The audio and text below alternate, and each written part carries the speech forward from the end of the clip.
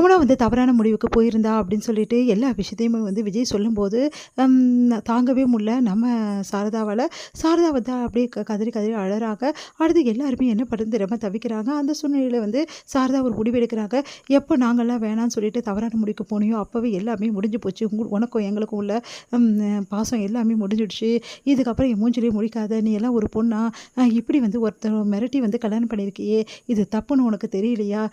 உன்ன மாதிரி ஒரு பொண்ணை நான் பெற்றதுக்கு வெக்கப்படுறேன் அப்படின்னு சொல்லிட்டு சாரதா என் மூஞ்சில் முடிக்காதுன்னு போயிடுறாங்க.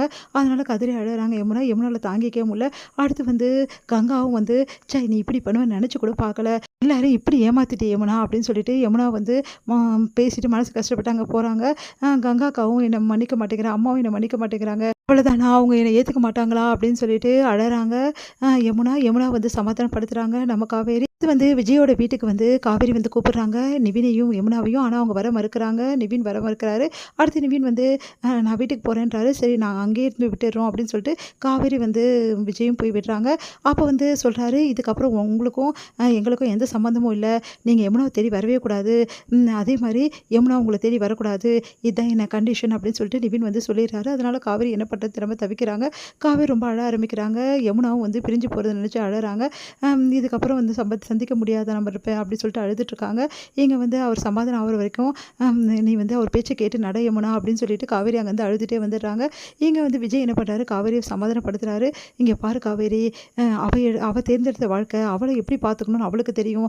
அதனால் நீ யமுனா பற்றி கவலைப்படாத, புத்திசாலி பொண்ணு எப்படியாவது நிவினை சமாளிச்சிடுவா. ஆனால் நம்ம பண்ணது தப்பு தானே காவேரி, நம்ம நிவினை ரொம்ப கஷ்டப்படுத்திட்டோம். அதனால தான் நிவின் இந்த மாதிரி கோபத்தை காட்டுறாரு.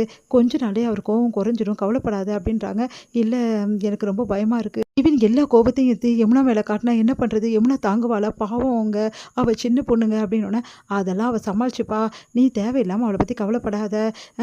இப்போது நீ கவலைப்பட்டு மட்டும் என்ன ஆக போகுது, நீ என்ன தான் கவலைப்பட்டாலும் சரி, நிவின் இப்போ மனசு மாறாது, கொஞ்ச நாள் ஆகணும் காவேரி, அவருக்கும் டைம் கொடுக்கணும்ல, அவரும் பாவம் தானே, அவரை நம்ம ரொம்ப கஷ்டப்படுத்திட்டோம், அவருக்கு இந்த மாதிரி கல்யாணம் பண்ணி வைக்கிறது யாராக இருந்தாலும் எவ்வளோ கஷ்டம் தெரியுமா, விரும்பாத ஒரு வாழ்க்கையை ஒருத்தர் கொடுக்கும்போது எவ்வளோ ரணவேதனையாக இருக்கும் தெரியுமா, அந்த ரணவேதனையை நம்ம கொடுத்துருக்கோம் அவருக்கு அப்படின்னும் போது அவர் என்ன பண்ணுவார், இந்த மாதிரி தானே அவர் காட்டுவார் கோவத்தை, அப்படி எனக்கு புரியுதுங்க, ஆனால் இது மாறுமா அப்படின்னு யோசிக்கிறாங்க. கண்டிப்பாக மாறும், நீ கவலைப்படாத அப்படின்னு சொல்லிட்டு காவேரி அப்படியே ஹக் பண்ணிக்கிட்டு தோல் மேலே சாய்ச்சிக்கிட்டு அப்படியே தட்டி கொடுக்குறாரு நம்ம விஜய். காவேரி அப்படியே தன்னை அறியாமல் விஜயோட அணைப்பில் அப்படியே மெய் மறந்து அப்படியே கண்ணை மூடிடுறாங்க.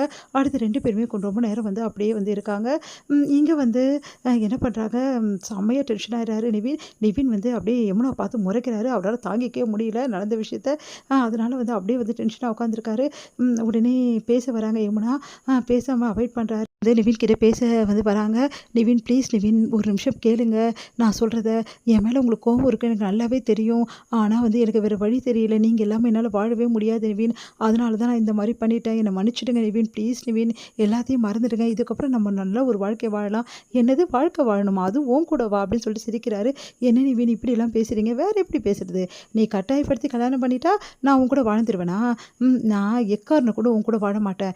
இங்கே பார், எல்லாரும் வேணால் கட்டாயப்படுத்தி என்னை கல்யாணம் பண்ண வச்சுருக்கலாம், ஆனால் என் மனசுன்னு ஒன்று இருக்குது, அந்த மனசை யாராலையும் மாற்ற முடியாது, புரியுதா, உன்னை பார்க்கவே எனக்கு அருவெருப்பாக இருக்குது. உன்னை மாதிரி ஆளுங்களெல்லாம் என்ன சொல்கிறது நான், நீ சொல்லிட்டு இருந்தீங்க உங்கள் அக்காவும் நீங்கள் உங்கள் குடும்பமும் எல்லாமே சொல்லிட்டு இருந்தீங்க, ராகினி மோசமானவ, ராகினி கட்டாயப்படுத்தி உன்னை கல்யாணம் பண்ண பார்க்குறா அப்படின்லாம் பில்டப் பண்ணிட்டு இருந்தீங்க.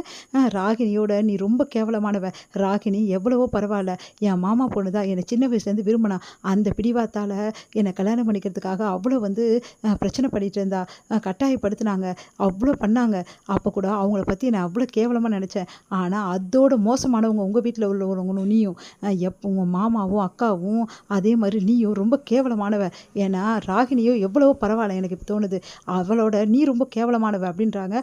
அதை கேட்டு யமுனா ப்ளீஸ் அப்படிலாம் பேசாதீங்க நிவின் அப்படின்றாரு. வேறு எப்படி பேசுவாங்க, என்ன நினச்சிட்ருக்க, உன்னை நான் கொண்டாடவே நினச்சிட்ருக்கியா, கல்யாணத்துக்கு முன்னாடி நீ பார்த்த நிவினே வேற, இப்போ பார்க்குற நிவினே வேற, ஒரு நாளும் உனக்கு நரகம் எப்படின்னு இருக்குது நான் காட்டுவேன் கண்டிப்பாக, என்னை நீ கட்டாயப்படுத்தி கல்யாணம் பண்ணிங்கனால அதுக்கு நீ அனுபவிக்கணும்ல, அதுக்கு தண்டனை ஒவ்வொரு நாளும் உனக்கு கிடைக்கும்ன்றாரு. அதிர்ச்சி அடைகிறார்.